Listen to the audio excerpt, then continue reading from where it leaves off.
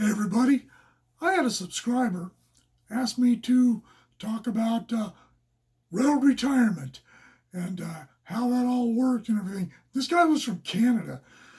I don't know if railroad retirement works the same in Canada as it does in America. I know the tax structures are different, but for me, as with all of my opinions on this and that, whether it's precision schedule railroading, my opinion on the UP-SP merger, whatever, these are all based on my opinions and how these things all worked for me. And it worked different for other people and in other places. For me, I called the Red Retirement Board like about 6 months before I was ready to retire. And I retired when I turned 60. I didn't want to mess with it any further. The whole UP 2020 plan and all the things the railroad was starting to pander to groups, and I was tired of it, and I didn't want any more of it. But I called it seems like it was 6 months or so prior to my birthday, and the Railroad Retirement Board told me to wait until about 3 months, about 90 days before I was ready to go. So I did. I called them. I hear a lot of people talk about issues getting hold of the Railroad Retirement Board. Yeah, sometimes it's a pain, sometimes it isn't. Never call on a Monday. If you're going to call, don't call on Mondays. Don't call first thing in the morning, and don't call at 3:30 because that's when everybody else is trying to get through. Try to call any other day of the week, and Monday, try to call in the middle of the day. Your best bet is to do as much of it as you can online. There's also a message thing where you can leave them a message and they'll call you back when they have time. I never had to use that, but I've heard people say that they generally got called back the next day. So don't get too awful impatient. There aren't a lot of people who work the phones for the Railroad Retirement Board. You would think that some place that handles the retirement for so many tens of thousands of people would have a bigger operation, but they don't. And remember too, when you're talking to these people, they don't make the rules. Don't be jerks to them. But through the entire communication and everything that had to do with my retirement, things went very smoothly. I ended up having to wait an extra month because I wasn't paying attention. That was my fault. I kept waiting for a response from them on something where they were waiting for a response from me. So always pay attention to whatever they tell you. If you're on the phone with them, take notes. If you're getting emails, print that stuff out so you don't forget it. If you have any questions, make sure you clarify everything. So when you get ready to retire on that day, all you got to do is leave. For me, my railroad retirement, the amount I had 40 years seniority, but I was laid off for a total of about 3 years. So actually, I only had 37 years of time working, compensated time. I didn't work a lot of overtime over the course of my career. I mean, I worked a good amount, but especially the last 10 years of my career, I didn't want to work overtime. I didn't want to be bothered unless it was necessary. I didn't need the money. I was perfectly capable of living on my base income, and I just didn't need it. My wife and I had separated in 2007, and I didn't retire till 2019. We didn't have any bad blood. Things just didn't work out. We remained friends. I told her that I wouldn't divorce her until she's older than me. And I wouldn't divorce her until she was old enough to get Medicare so she could continue to use my insurance. She had some underlying health issues. So, and even after she turned 65, we just never got around to it. And when I retired, she was able to collect her portion of my retirement. I had no objection to that. She had earned it having to put up with my crap. And so we're divorced now, but that worked out for her, worked out for me. I get about $4,200 a month.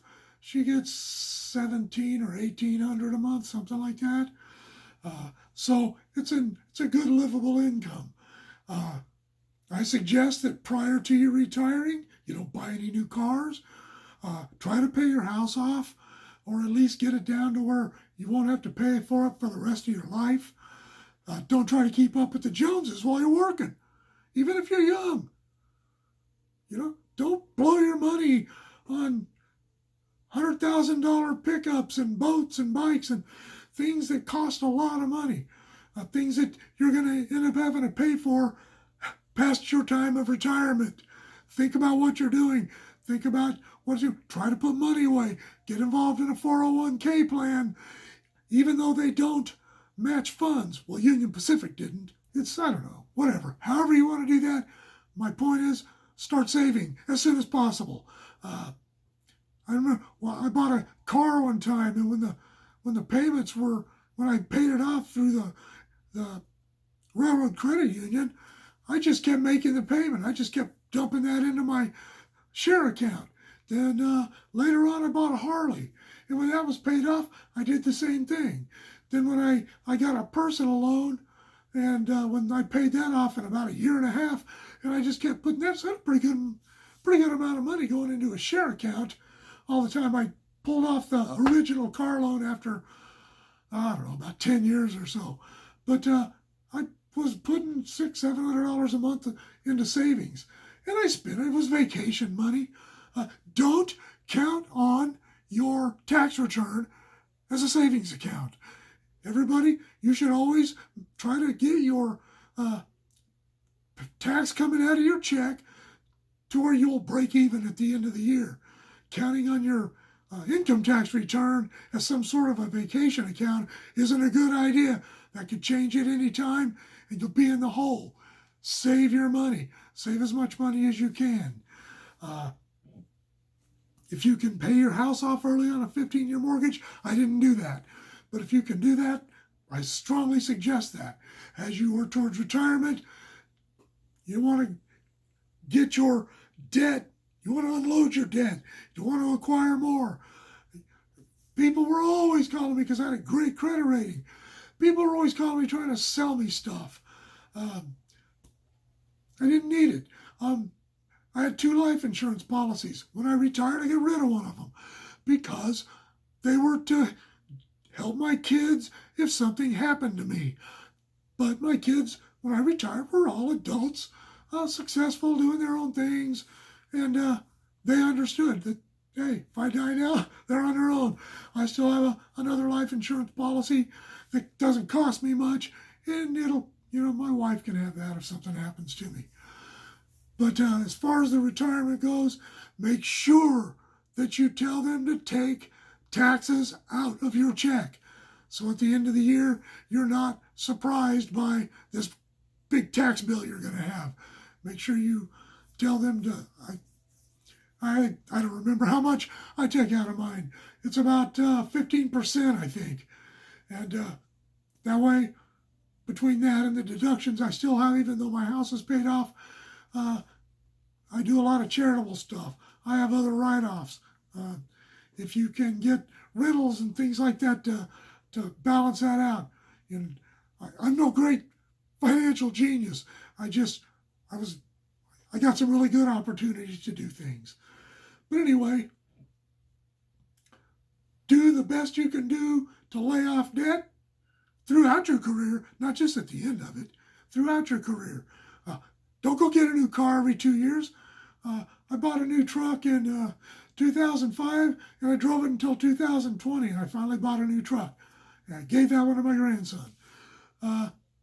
Don't get a new car every 2 years. You don't need to. It doesn't matter. As long as your car's running good, as long as you take care of it, it'll last forever. Modern cars are pretty good vehicles. Don't waste your money.